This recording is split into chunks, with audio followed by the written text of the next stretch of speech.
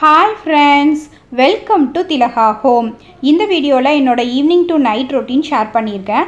Evening ஸ்நாக்ஸ்க்கு நான் என்ன prepare பண்ணேன், நைட் டின்னருக்கு நான் என்ன ப்ரிப்பேர் பண்ணேன் அப்படிங்கறத தான் இந்த வீடியோல நீங்க பார்க்க போறீங்க.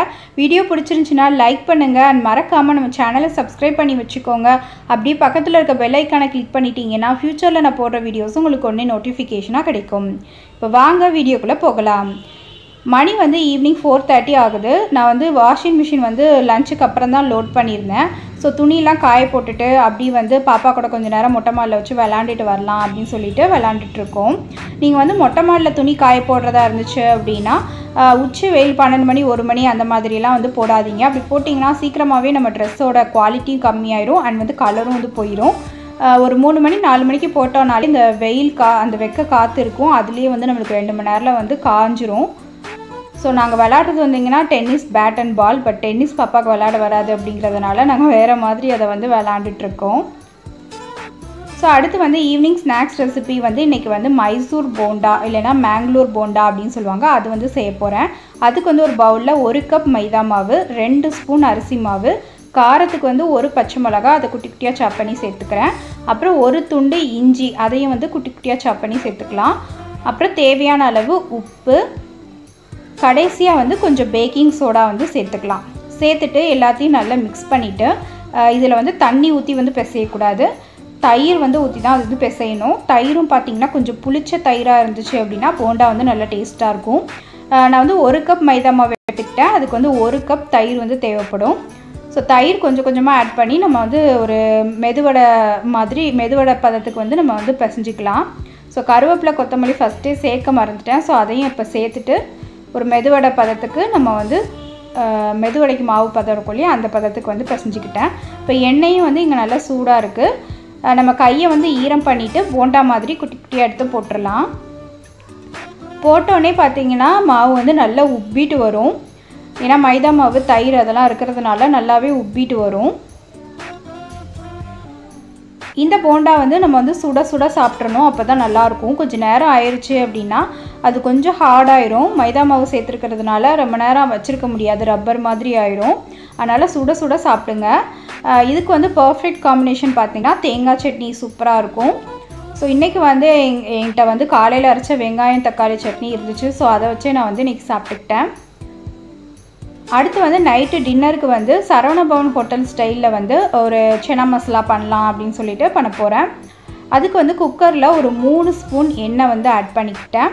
எண்ணெய் ஹீட் ஆனோன்னா ஒரு பெரிய வெங்காயம் அதை குட்டி குட்டியாக சாப் பண்ணி சேர்த்துக்கலாம். இந்த வெங்காயத்திலே இப்போ நம்ம எல்லா மசாலாஸும் சேர்த்துடணும். கொஞ்சோண்டு மஞ்சத்தூள், 1 ஸ்பூன் தனியாத்தூள், காரத்துக்கு ஏற்ற மாதிரி மிளகாத்தூள், அப்புறம் கொஞ்சம் பெருங்காயத்தூளும் சேர்த்துக்கிறேன்.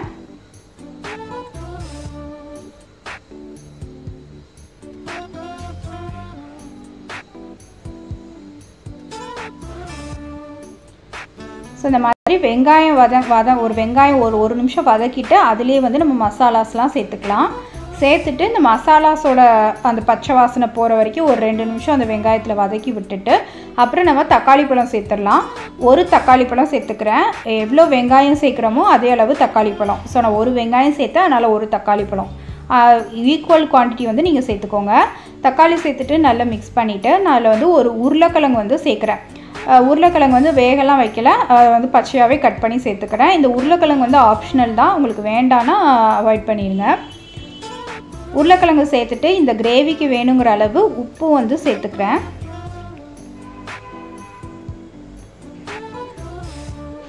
உப்பு சேர்த்துட்டு நல்லா மிக்ஸ் பண்ணி விட்டுறலாம். அதுக்கப்புறம் நம்ம வந்து சென்னா வந்து சேர்த்துடலாம்.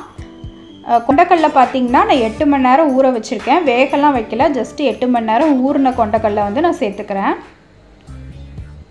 சேர்த்துட்டு நல்லா அந்த வெங்காயம் தக்காளி உருளைக்கிழங்கு அதோடலாம் நல்லா மிக்ஸ் பண்ணிவிட்டு இந்த வெங்காயம் தக்காளி உருளைக்கிழங்கு இதெல்லாம் வேகணும், அது அளவுக்கு தண்ணி வந்து நம்ம சேர்த்துக்கலாம். ஒரு 2 கப் தண்ணி சேர்த்திங்கன்னா உங்களுக்கு கரெக்டாக இருக்கும். தண்ணி சேர்த்துட்டு நம்ம குக்கரை மூடி ஒரு 4லேருந்து 5 விசில் விட்டுருங்க. சில சென்னா வந்து கொஞ்சம் வேக நேரம் எடுக்கும். ஸோ உங்களோட சென்னா வந்து எவ்வளோ நேரம் வேகும் அதுக்கு தகுந்த மாதிரி நீங்கள் வந்து விசில் வந்து விட்டுக்கோங்க. 5 விசில் விட்டிங்கன்னா கரெக்டாக இருக்கும். ஸோ அது வேகிறதுக்குள்ளே நம்ம ஒரு மசாலா அரைச்சிக்கலாம். அதுக்கு வந்து ஒரு மிக்ஸி ஜாரில் வந்து 4-5 ஸ்பூன் தேங்காய், ஒரு பச்சை மிளகாய், ஒரு ஸ்பூன் சீரகம், ஒரு ஸ்பூன் சோம்பு, ஒரு ஏலக்காய், 2 கிராம்பு, ஒரு சின்ன துண்டு பட்டை, அப்புறம் இஞ்சி, பூண்டு அண்ட் கொஞ்சம் முந்திரி பருப்பும் சேர்த்து அரைச்சிருக்கேன். ஸோ இப்போ வந்து நம்மளுக்கு சென்னா வந்து நல்லா வெந்துருச்சு. அது கூட நம்ம இந்த அரைச்ச இந்த தேங்காய் மசாலாவை சேர்த்துக்கலாம். சேர்த்துட்டு ஒரு கப் அளவுக்கு வந்து தண்ணி வந்து சேர்த்துக்கோங்க. இப்போ நம்மளுக்கு அந்த தேங்காய் அரைச்சோம்ல, அதோட அந்த இஞ்சி பூண்டு அதோட பச்சை வாசனைலாம் போகணும். அதுக்காக ஒரு நிமிஷம் நல்லா கொதிக்க விட்டுடலாம். இந்த ஸ்டேஜில் வந்து நான் கொஞ்சம் கரம் மசாலா 1 ஸ்பூன் போல் சேர்த்துக்கிறேன். இது வந்து ஆப்ஷனல் தான். உங்களுக்கு கரம் மசாலா ஃப்ளேவர் வந்து அதிகமாக வேணும் அப்படின்னா இது வந்து சேர்த்துக்கோங்க. ஸோ கரம் மசாலாவும் சேர்த்துட்டு நல்லா மிக்ஸ் பண்ணிவிட்டு 1 நிமிஷம் நல்லா கொதிக்கட்டும். எண்ணெய்லாம் லைட்டாக பிரிய ஆரம்பிச்சிட்டு பாருங்கள். இந்த ஸ்டேஜில் நம்ம கொத்தமல்லி தழை சேர்த்துட்டு இறக்கிடலாம். சூப்பராக சரவணபவன் ஹோட்டல் ஸ்டைலில் வந்து சென்னா மசாலா ரெடி.